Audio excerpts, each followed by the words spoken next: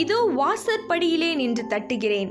ஒருவன் என் சத்தத்தை கேட்டு கதவை திறந்தால் அவனிடத்தில் நான் பிரவேசித்து அவனோடே போஜனம் பண்ணுவேன், அவனும் என்னோடே போஜனம் பண்ணுவான்.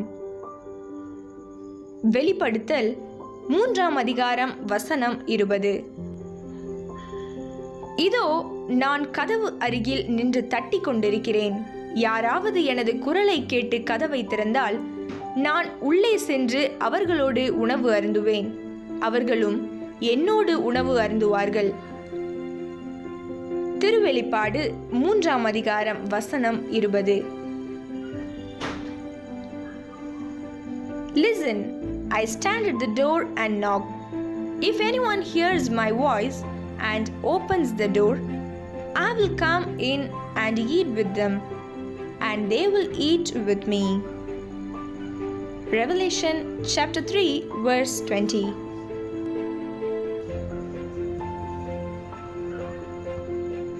என் அருமை தேவ ஜனமே, இயேசு பிசாசு பிடித்த ஒரு மனிதனை விடுவிப்பதை குறித்து வேதத்தில் வாசிக்கிறோம். அவர் அந்த பிசாசு பிடித்த மனிதனை நோக்கி, உன் பேர் என்ன என்று கேட்டபோது அந்த அசுத்த ஆவி, என் பேர் லேகியோன் என்று பதிலளித்தது. அந்த ஆவி அவனை விட்டு வெளியேறும்படி இயேசு கட்டளையிட்டார். அப்பொழுது சம்பவித்ததை பார்க்கும்படி ஜனங்கள் புறப்பட்டு இயேசுவினிடத்தில் வந்து, லேகியோனை பிசாசுகள் பிடித்திருந்தவன் வஸ்திரம் தரித்து உட்கார்ந்து புத்தி தெளிந்திருக்கிறதை கண்டு பயந்தார்கள். ஆம், இயேசுவின் ஒரு பார்வை அல்லது வார்த்தை ஒரு நபரின் வாழ்க்கையில் தெய்வீக மாற்றத்தை உண்டாக்கும். தேவனால் எல்லாம் கூடும். ஆகவே உங்கள் வாழ்க்கையை அவரிடத்தில் அர்ப்பணியுங்கள். அவர் உங்களுக்கு விடுதலையையும் ஆசீர்வாதங்களையும் தருவார். தேவனுடைய படைப்புகள் மிகவும் அற்புதமானவை. இன்றைக்கு இயேசு உங்களிடத்தில், இதோ வாசற்படியிலே நின்று தட்டுகிறேன், ஒருவன் என் சத்தத்தை கேட்டு கதவை திறந்தால் அவனிடத்தில் நான் பிரவேசித்து அவனோடே போஜனம் பண்ணுவேன், அவனும் என்னோடே போஜனம் பண்ணுவான் என்று கூறுகிறார். நீங்கள் உங்கள் இருதயத்தை திறந்து இயேசுவை உங்களிடத்தில் ஏற்றுக்கொள்ளுங்கள். அவர் உங்கள் கட்டுக்களை உடைத்து உங்களை விடுவிப்பதன் மூலம் உங்களை புது சிருஷ்டியாக மாற்றுவார். இயேசு என்ற நாமத்தில் உள்ள வல்லமையின் மூலம் எல்லா கட்டுகளும் உடையும். தேவனுடைய இரத்தத்திலுள்ள சுத்திகரிப்பின் வல்லமையினால் எந்த ஒரு பாவமும் உங்களை நெருங்க முடியாது. ஆம், உங்களுக்கு எதிராக உருவாக்கப்பட்ட எந்த ஒரு ஆயுதமும் வாய்க்காமல் போகும். நீங்கள் விடுதலையுடனும் சமாதானத்துடனும் சந்தோஷமாய் வாழ்வீர்கள். ஜெபம். கர்த்தராகிய இயேசு கிறிஸ்துவே, என் இருதயத்திற்குள் வந்து வாசம் பண்ணும். என் சிந்தையை, எண்ணங்களை உம்முடையதாக்கும். என் வாழ்வை நீரே பொறுப்பெடுத்துக் கொள்ளும். பரிசுத்த ஆவியானவரை நான் பெற்றுக்கொள்ள என்னை வழிநடத்தும். என் வாழ்நாள் முழுவதும் ஆவியானவர் எனக்கு வழிகாட்ட உதவியருளும். கர்த்தாவே, உமது பிரசன்னத்தின் மூலம் எல்லாவற்றிற்கும் மேலாக என்னை உயர்த்தி அருளும். உமது ராஜ்யம் என் குடும்பத்திற்குள் வரட்டும், எங்களை ஆளுகை செய்யட்டும். இயேசுவின் நாமத்தில் ஜெபிக்கிறேன் நல்ல பிதாவே, ஆமேன். My dear precious people, we read in the scripture that Jesus delivered a demon-possessed man.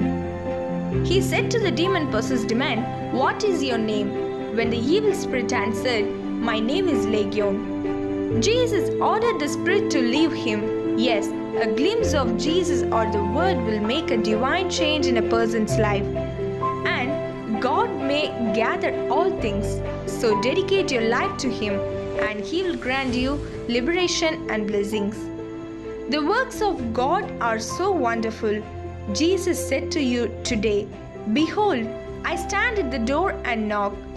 If anyone hears my voice and opens the door, I will come in and eat with him, and he will eat with me." You open your heart and accept Jesus into you. He will transform you into a new creation by breaking your bonds and freeing you. All the pieces are broken by the power of Jesus' name.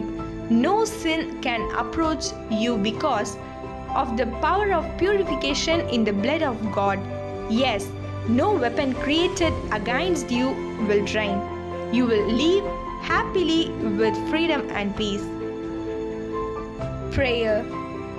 Lord Jesus Christ, Come into my heart and dwell. My thoughts are yours. You are responsible for my life. Let me lead you to receive the Holy Spirit. May the Spirit help me, guide me throughout my life. Lord, lift me up above all things by your presence. Let your kingdom come into my family and rule over us. Praying in Jesus' name, good Father. Amen.